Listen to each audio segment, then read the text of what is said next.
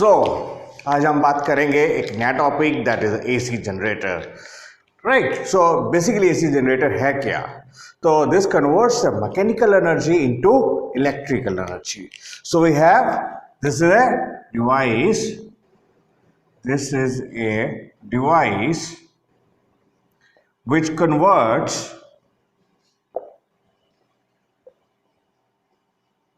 a mechanical energy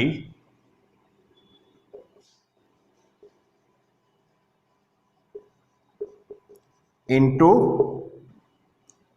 electrical energy.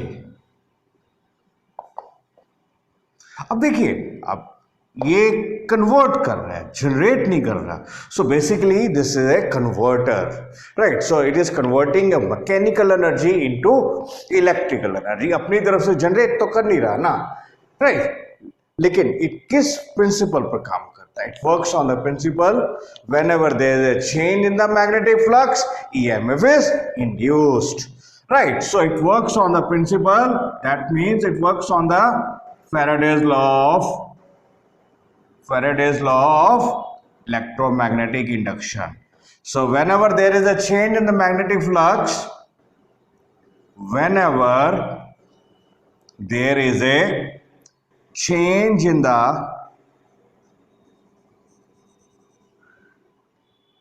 magnetic flux linked with the coil,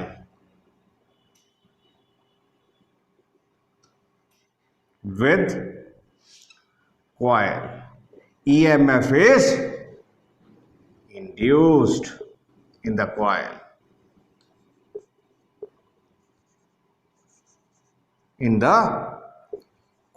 So it works on the Faraday's law of electromagnetic induction. अब देखिए इसमें components कौन कौन से हैं. Right, हम बात करें कंपोनेंट्स. बेसिकली इसमें हमारे पास क्या आ गया? हमारे पास एक जो थ्योरेटिकल मॉडल है, थ्योरेटिकल मॉडल में हमारे पास जो थ्योरेटिकल मॉडल है उसमें हमारे पास क्या आ गया? We have permanent magnet. This is a permanent magnet.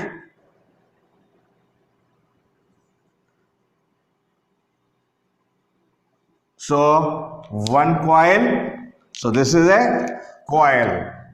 ठीक है, so this is a coil. So coil is also known as armature.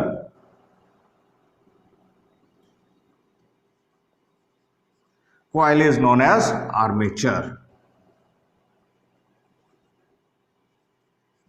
Right. अब एक एक्सिस हो गया, जिस एक्सिस के ऊपर अबाउट हम उसको घुमाएंगे, कॉइल को रोटेट करेंगे बाय मैकेनिकल मीन्स. ठीक है, अब उसके अलावा हमारे पास क्या आएगा? ये दो चीज आ गई, ये दो सर्कल सिलेंड्रिकल पोल आ गए. This is known as the slip rings. Slip rings, ये हमारे पास क्या आ गया? स्लिप रिंग्स आ गए. और ये जो एक्सटर्नल कनेक्टर के साथ, लोड के साथ जो कनेक्ट किया हुआ है, this is known as the brush. Right, so it consist of basically 4 parts. A permanent magnet, armature, that is a coil, slip rings and brush.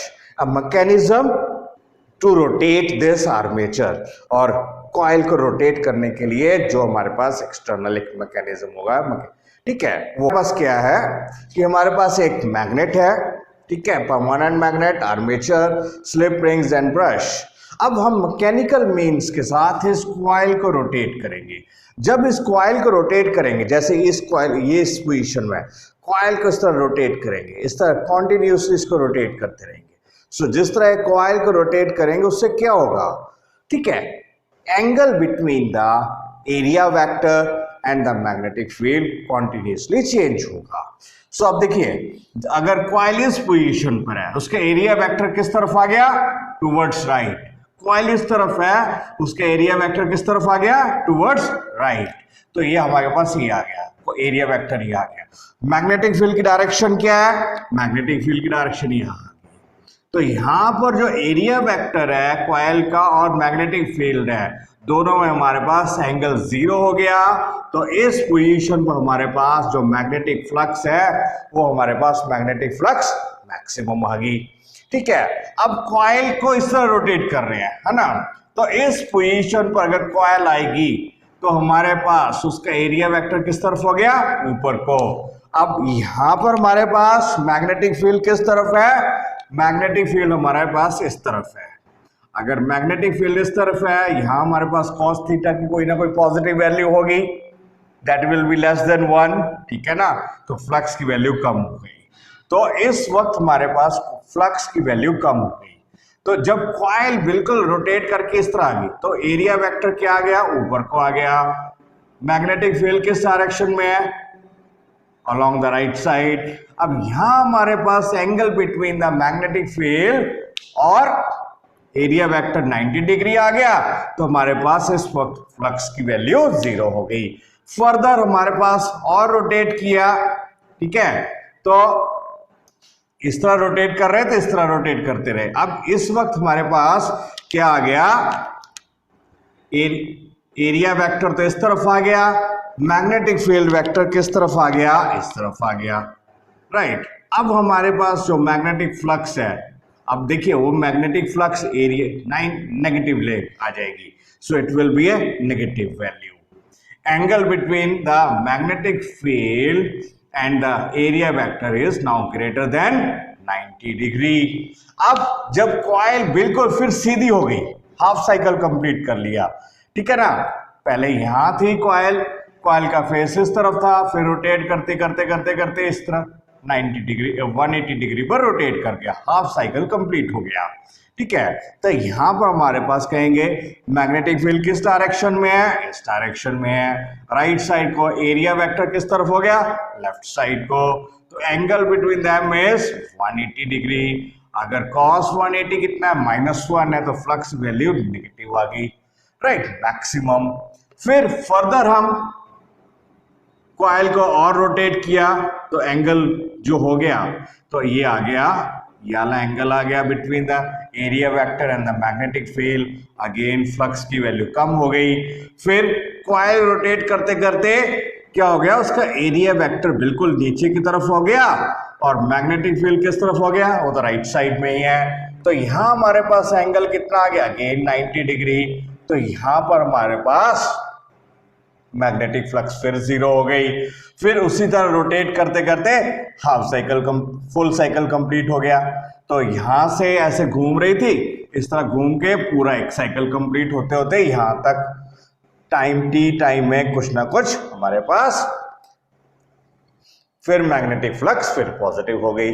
तो कॉन्टिन्यूसली रोटेशन की वजह से जैसे जैसे ये एंगल चेंज हो रहा है, तो एंगल चेंज हो रहा है तो फ्लक्स चेंज हो रही है, राइट, ये फ्लक्स चेंज हो रही है। तो जो फ्लक्स किस तरह चेंज हो रही है, according to the cosine formula.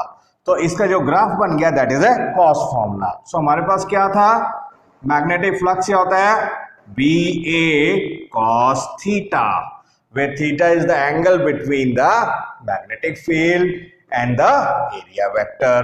अब अगर हम बात करें कि अगर हम कॉइल को एक फिक्स्ड फ्रीक्वेंसी से रोटेट कर रहे हैं, दैट मीन्स उसकी एंगुलर फ्रीक्वेंसी फिक्स है, तो theta can be written as, तो थीटा को किस तरह लिख सकते हैं, omega into T.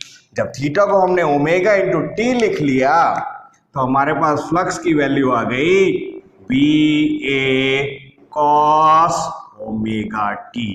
That means flux का जो फॉर्मूला बन गया that varies as the cosine formula. अब देखिए ये तो हमारे पास फ्लक्स चेंज हो रही है कि कॉन्टिन्यूसली फ्लक्स अगर चेंज हो रही है तो इसके कॉरस्पॉन्डिंग ईएमएफ भी इंड्यूस होगी, ठीक है।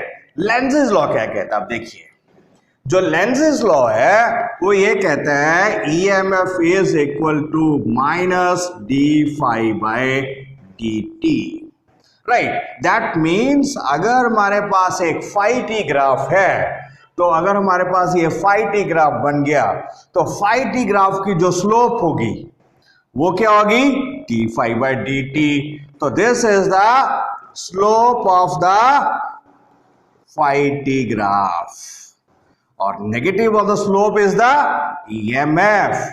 अगर स्लोप जो स्लोप आई उसकी उससे नेगेटिव आ गया, नेगेटिव साइन के साथ देखें तो that means negative of the slope क्या आ जाएगी, that will be the EMF induced. तो हमारे पास क्या आएगा, EMF is negative of the slope of phi T graph. ठीक है, ये हमारे पास आ गया। अब देखिए अगर हमारे पास यहां phi d phi by D t अगर जीरो है तो फ्लक्स ईएमएफ जीरो होएगी। तो इनिशियली यहां देखिए यहां हमारे पास स्लोप क्या आ गई, स्लोप यहां हमारे पास क्या आ गई, जीरो। तो यहां इसके कॉरस्पॉन्डिंग यहां D phi by D T की वैल्यू हमारे पास, this is D phi by D T, it is zero. ठीक है ना, तो यहां इसके कॉरस्पॉन्डिंग हमारे पास ईएमएफ क्या होगी, इसके कॉरस्पॉन्डिंग ईएमएफ हमारे पास जीरो हो जाएगी, ये आ गई। ठीक है, अब देखिए यहां पर अगर हम देखें यहां पर स्लोप क्या आ गई, यहां स्लोप ये आ गई है ना, ये नेगेटिव स्लोप आ गई। तो यहां पर हमारे पास D phi by D T is less than zero. That means यहां हमारे पास स्लोप अगर नेगेटिव है, नेगेटिव के साथ नेगेटिव मल्टीप्लाई करेंगे तो इसके कॉरस्पॉन्डिंग हमारे पास पॉजिटिव ईएमएफ आएगी। यहां अगर और फर्दर देखिए यहां हमारे पास देखिए स्लोप की वैल्यू नेगेटिव आ गई, और यहां जो स्लोप की वैल्यू है, ये स्लोप की वैल्यू इससे ज्यादा है, हालांकि नेगेटिव है। ठीक है, जो स्लोप है यहां स्लोप कम है ग्राफ की, यहां स्लोप ज्यादा है। तो यहां पर हमारे पास जो ग्राफ की स्लोप होगी, the slope of the graph is negative maximum, maximum आएगी लेकिन वो वैल्यू नेगेटिव आएगी। दैट मीन्स जब कॉइल इस पोजीशन पे होगी तो यहां से अगर कॉइल कॉन्टिन्यूसली चेंज हो रही है ना, यहां पर इस पॉइंट पर फ्लक्स की वैल्यू सबसे ज्यादा चेंज हो रही है, तो यहां ईएमएफ की वैल्यू भी सबसे ज्यादा होगी। जितनी ज्यादा स्लोप की वैल्यू होगी उतना ईएमएफ का मैग्नीट्यूड ज्यादा होगा। यहां स्लोप नेगेटिव है, नेगेटिव और नेगेटिव पॉजिटिव बन गया, तो हमारे पास ईएमएफ क्या आएगा, लेट्स से सेम, तो ये हमारे पास मैक्सिमम ईएमएफ। तो ग्राफ इस तरह आ जाएगा, ये आ जाएगा। यहां से उसके बाद देखिए फिर यहां स्लोप अभी भी नेगेटिव है, राइट, यहां स्लोप अभी भी नेगेटिव है, यहां स्लोप नेगेटिव है। ठीक है, तो सॉरी ये स्लोप नेगेटिव आ गई, यहां फिर स्लोप फिर जीरो हो गई। ठीक है, तो यहां अगर स्लोप जीरो है तो ईएमएफ की वैल्यू फिर जीरो हो गई।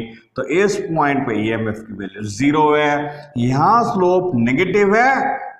ठीक है, तो ईएमएफ क्या आएगी, पॉजिटिव आएगी, राइट। तो फिर यहां देखिए जैसे इस पोजीशन पर आगे यहां पर हमारे पास स्लोप क्या है, पॉजिटिव, यहां पर स्लोप पॉजिटिव है तो ईएमएफ की वैल्यू नेगेटिव आ जाएगी, नीचे की तरफ आ जाएगा। यहां देखिए फिर जिस वक्त angle between flux and area vector and magnetic field again 90 degree हो गया। अब लेकिन ये घूम के इस तरह घूम गया है, इस तरह घूमा है, इस तरह आ गया ना। तो पहले ग्राफ ये था, कॉइल की पोजीशन ये थी, फिर ये इस तरह घूमा। ठीक है, अब फिर वो घूम के वापस इस तरह आ गया ना, तो इस पॉइंट पर फिर हमारे पास स्लोप पॉजिटिव आएगी। तो यहां हमारे पास स्लोप पॉजिटिव है, लेकिन यहां अगर स्लोप पॉजिटिव है यहां मैक्सिमम स्लोप आएगी। जिस तरह हमारे पास यहाँ नेगेटिव मैक्सिमम आया था, इस पोजीशन पर स्लोप की value, slope is maximum, right, positive value. तो अगर स्लोप पॉजिटिव है तो उसके कॉरस्पॉन्डिंग ईएमएफ की वैल्यू नेगेटिव मैक्सिमम आएगी। फिर यहां से जैसे जैसे इस तरफ बढ़ रहे हैं, यहां से लेके इस टाइम तक बढ़ रहे हैं, एंगल कम हो रहा है, फिर एंगल जीरो हो गया।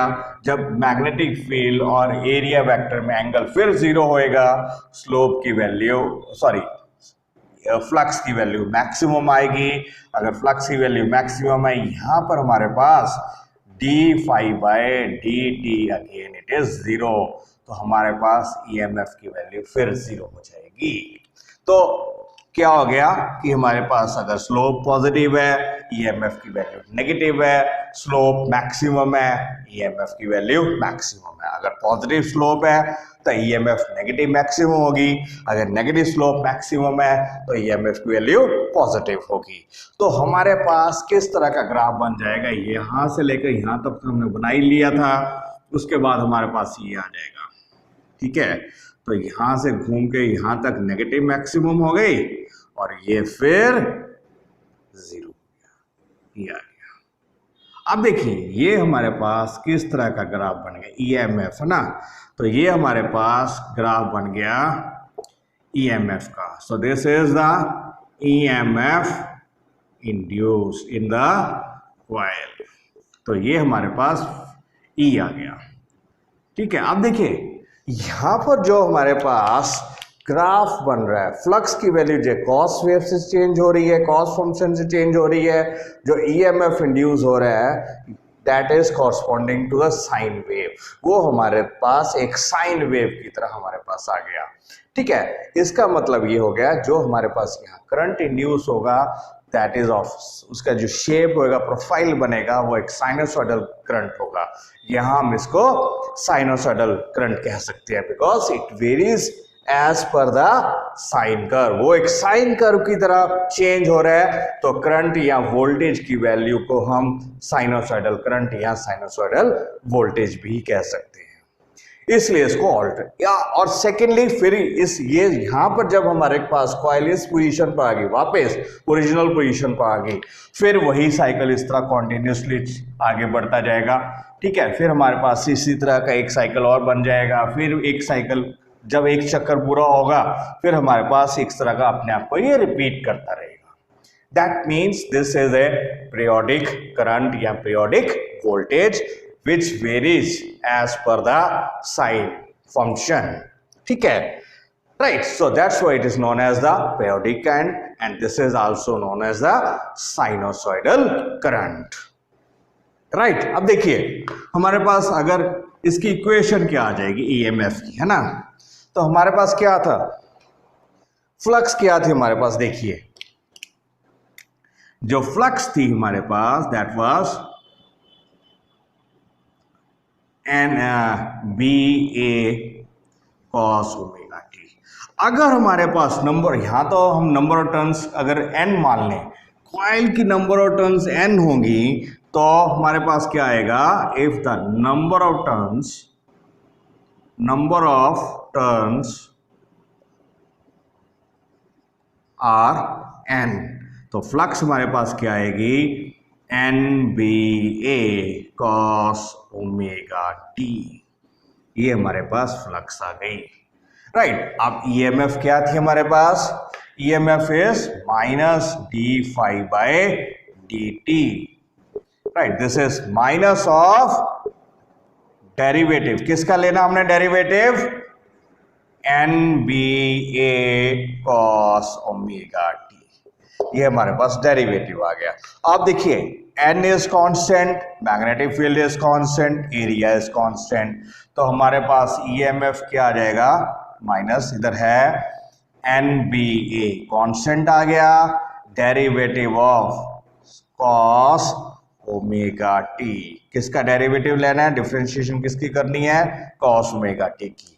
अब इसकी डिफरेंशिएशन क्या होगी, that is minus sine, cos की डिफरेंशिएशन क्या होगी, माइनस साइन, तो हमारे पास क्या आएगा, E is equal to minus N B A, coefficient क्या है, ओमेगा है, तो माइनस साइन कॉस डेरिवेटिव की वजह से आ गया, ओमेगा कॉफिशिएंट आ गया, साइन ओमेगा टी, तो माइनस और माइनस प्लस आ गया, तो हमारे पास जो ईएमएफ है वो क्या आ जाएगी, E is equal to N B A omega sine omega t, तो ये हमारे पास ईएमएफ आ जाएगी।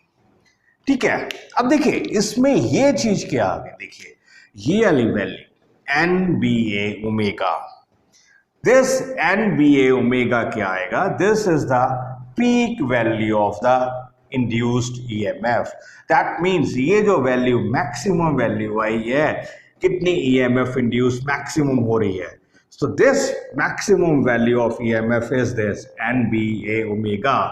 So this is known as the peak value of the alternating current. एक बार देख लीजिए फिर आगे करते हैं.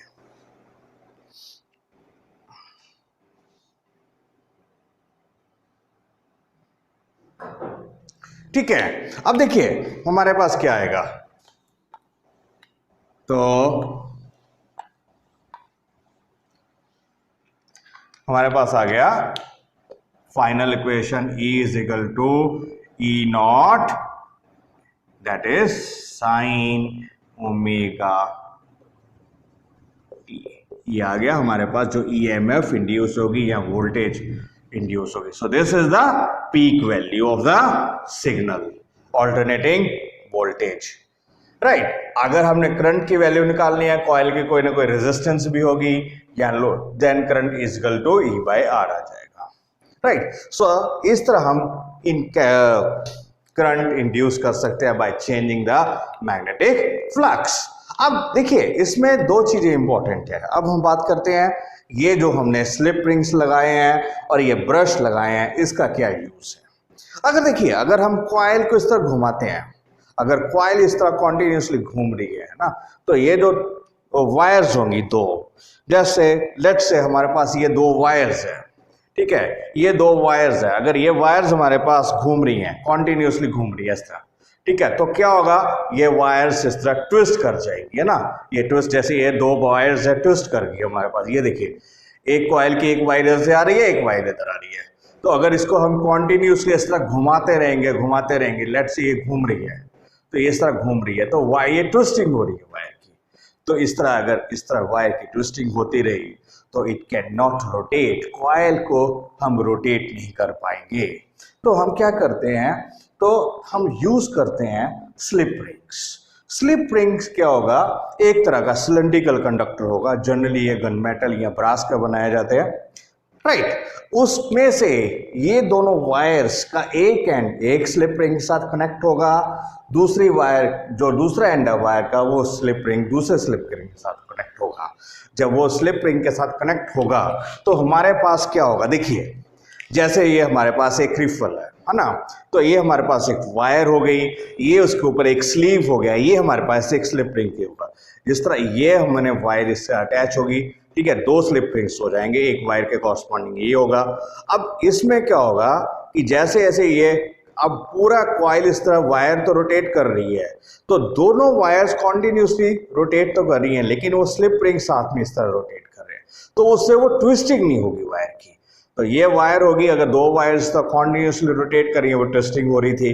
अब दोनों वायर्स को एक, जैसे ये हमने एक, ये तो हमारे पास एक वायर है, इस तरह हम क्या करते हैं, ये हमने एक स्लिप रिंग ले लिया, ये जैसे ये हमने कवर है ना, तो इसमें से इस तरह निकाल दिया, इस तरह हो गया, तो इसके ऊपर एक कवर आ गया ना. तो इसी तरह इसी कवर में से एक वायर और होगी, लेकिन वो दूसरे स्लिप रिंग के साथ कनेक्टेड होगी. अब ये जो स्लिप रिंग है, जैसे ये घूम रहा है, इस तरह घूम रहा है, ये देखिए इस तरह घूम रहा है ना, तो उसमें क्या होगा, दोनों स्लिप रिंग्स कॉन्टिन्यूसली घूमते जाएंगे. जैसे जैसे ये हमारे पास कॉइल इस तरह रोटेट करेगी, ठीक है, इस तरह रोटेट करेगी. ये